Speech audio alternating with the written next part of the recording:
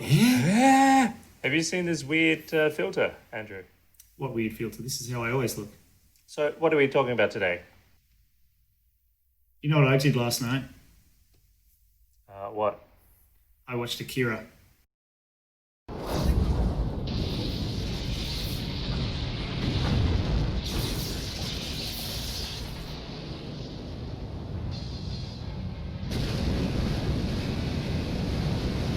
Huh? Yeah?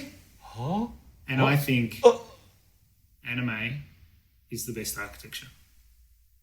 Do you agree? Oh.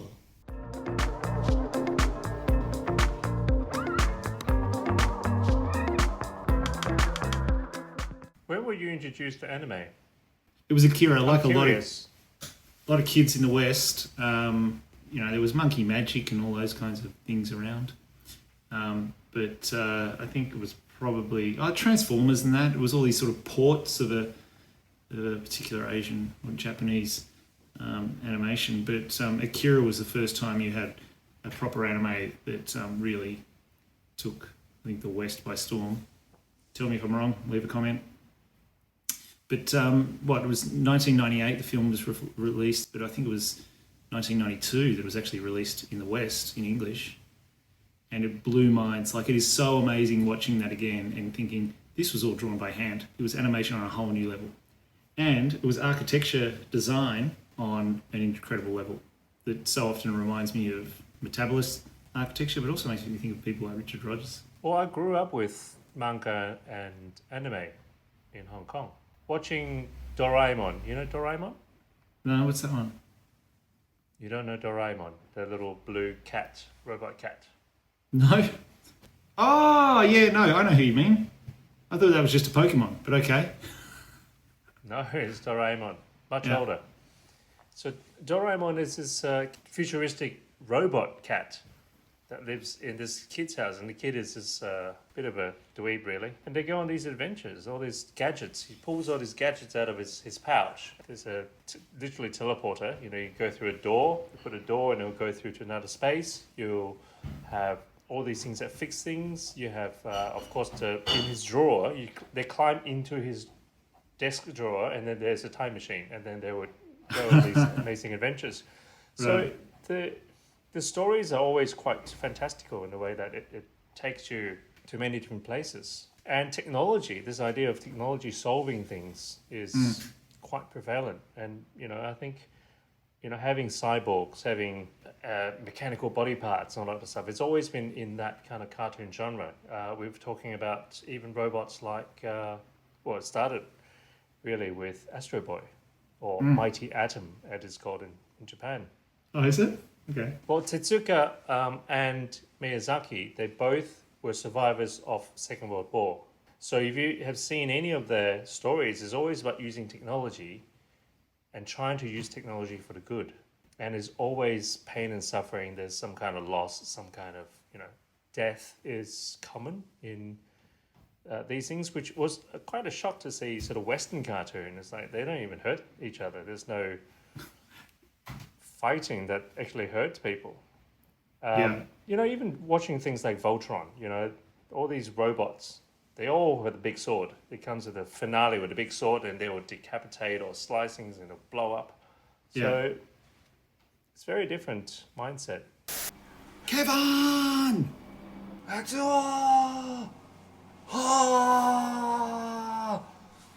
Looking back at the original Stan Lee stuff, the spaces were not that amazing, were they? They're more about the characters.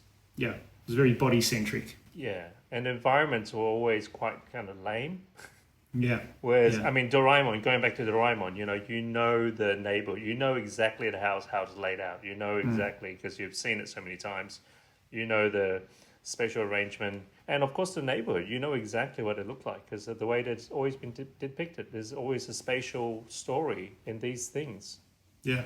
But you think of almost anything by Miyazaki, you think of my two biggest, which I'll keep repeating, Ghost in the Shell and Akira. And it's as though the world itself has been there for a very long time. And then we're just seeing a slither of a moment of that space, and these characters inhabit it to tell us really a story about that space. So Neo Tokyo, this idea of a new Tokyo after an Armageddon event, Akira is just a story of the city. The use of parallax, the use of depth in the visual, so that you really feel the three-dimensional quality in layering, that's something that's very specifically, or at least it started with the Japanese when they started doing it. And decay, as you said, I think even watching Spirited Away, you're looking at the ground, you can see the dirt, you can see the imperfections on the walls and everything. I think that's what makes it more realistic, is to draw these imperfections. And same as computer rendering, right? You know, the trick to make computer rendering seem realistic is to actually put more decay, put more imperfections in it. And I watched, so I've looked at a lot of Miyazaki's work. You know, I love My Friend Totoro and Spirited Away. I hadn't seen Laputa, which, you know, I know you were shocked about. So I watched that recently too.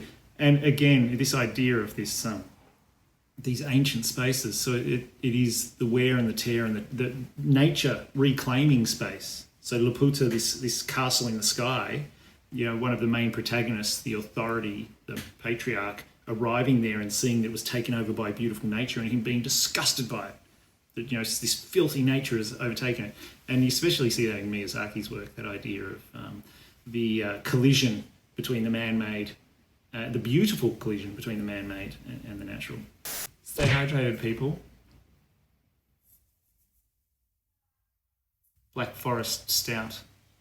When I first saw Akira, it was about 1992, 93, 94, somewhere around there. I started studying architecture in 93. So I would say it was a big influence on me and my friends, my skater buddies. You know, if we were in the city skating and we were looking for each other, we'd just yell out, "Tetsuo! Kaneda! Tetsuo! Kaneda! Tetsuo! Kaneda!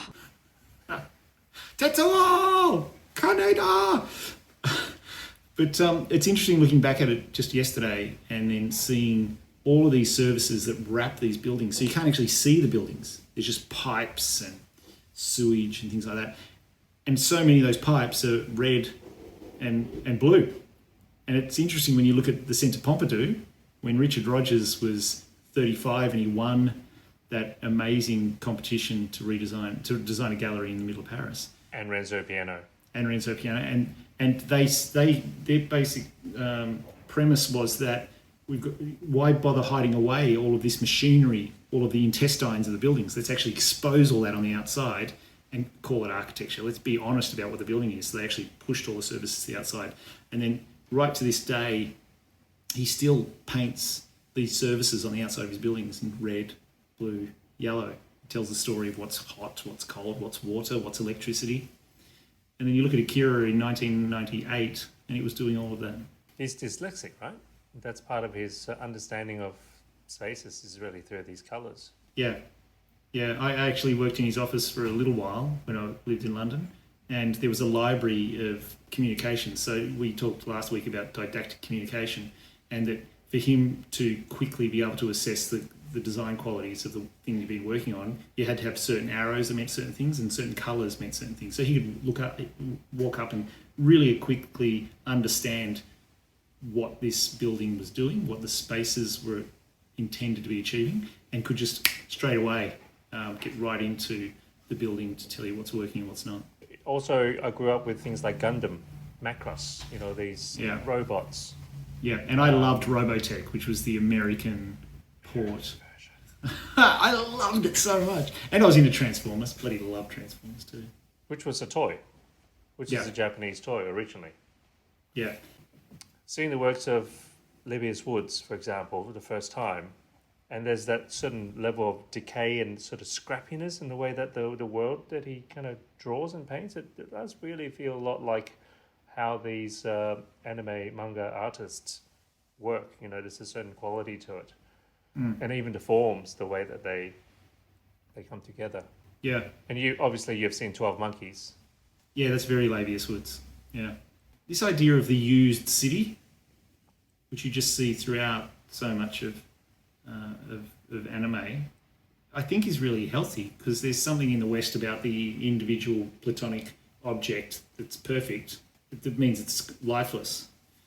Where the idea of actually having a used city or a used space actually humanizes it in a way, and it gives it a place within time.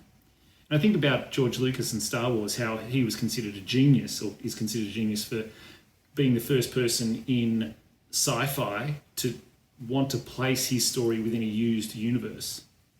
So every bit of technology in that had to look like it had already survived previous battles. And at the time, there was a lot of other sci-fi that was all pristine and very neat. Logan's Run and the rest.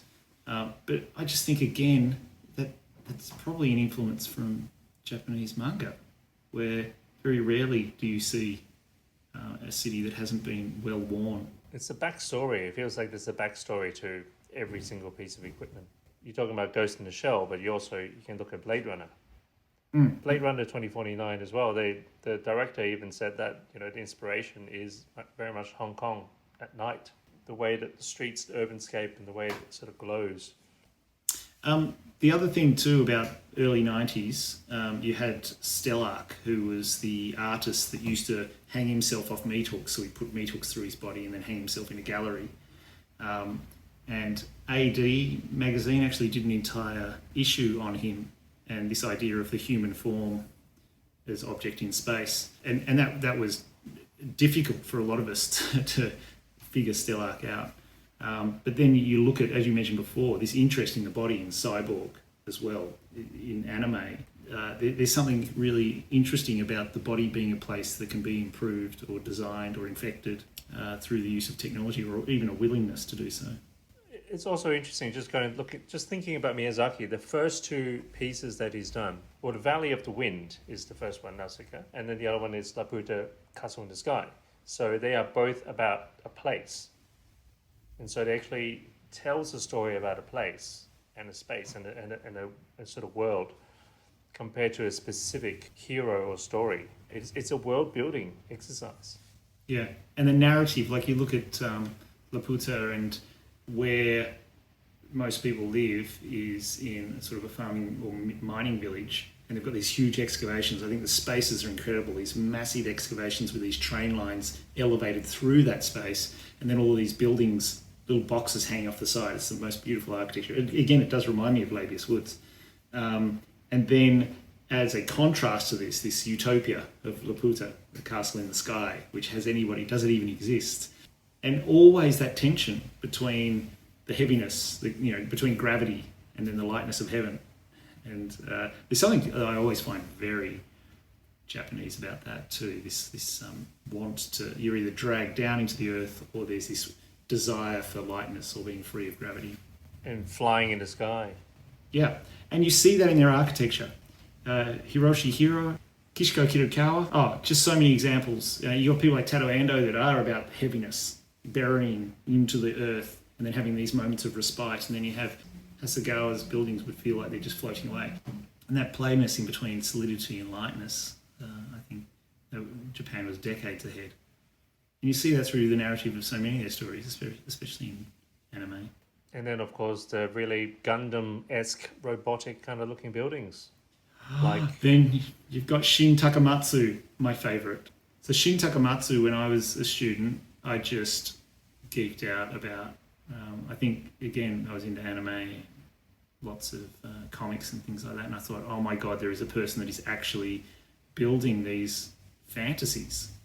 Completely unethical, like incredibly expensive. He just seemed to do all these dentistries where they probably just said, oh, I just need somewhere to put a chair. Yeah, I just need somewhere to put a chair and do people's teeth. And he went, cool, I'm going to make it look like a stainless steel helmet. Yeah. Loved it. Or a giant pencil sharpener. Yeah. I've got no idea. What we need here is a giant pencil sharpener. Okay, so anime is the best architecture. Leave a comment if you disagree. What is your favourite anime? If you don't have one, then get out there. Start with Miyazaki. Go watch My Friend Totoro. My neighbour Totoro, my favourite one. I love Totoro. As always, like, comment, subscribe. We love you guys. See you next one. Yeah? Why did we do this one? Oh, that's right, because we got this app. That's right. We got The only reason we wanted to do this episode was to justify using this app. Oh, that's terrifying. Hi everybody, welcome to Archimarathon. It's the year 2058 and I'm still alive. Yeah, this is... Jesus Christ, this is ridiculous, man.